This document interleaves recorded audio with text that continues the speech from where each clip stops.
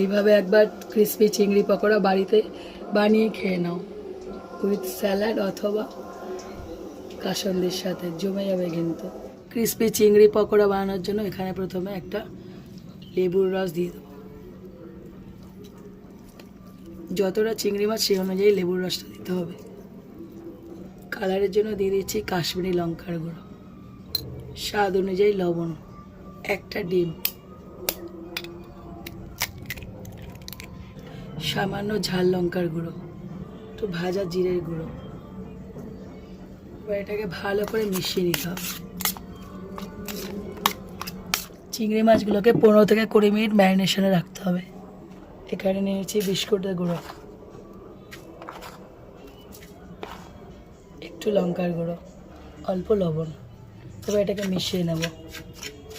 15 minute হয়ে যাওয়ার পর ওপর থেকে দিয়ে দেবো রসুন গ্রেট করে, একটা ভালো ফ্লেভার দেবে তাতে। একটা করে চিংড়ি মাছ নেব, এবার ব্রেড ক্রাম্বসে মাখাবো আর এখানে ফ্রাই করে দেবো।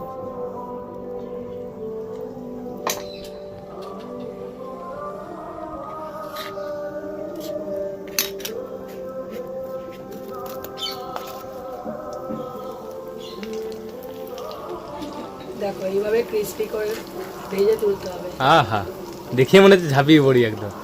দারুণ হয়েছে। হ্যাঁ, বিস্কুটের গুঁড়োটা দেওয়াতে ক্রিস্পিটা খুব সুন্দর হয়েছে। শুধু একটু কাসন্দি হবে ব্যাস, আর কিচ্ছু লাগবে না। কিচ্ছু লাগে না। তাহলে আজ এখানে শেষ হলো নাকি? হ্যাঁ, বাহ, গলায় তো আমি ব্যাং খেয়ে রয়েছি। হ্যাঁ, গলার অবস্থা খুব তাও যার খারাপ। চেষ্টা আর কি। হ্যাঁ, কিন্তু রেসিপি তোমাদের দারুণ দেবো, হ্যাঁ, চিন্তা নেই।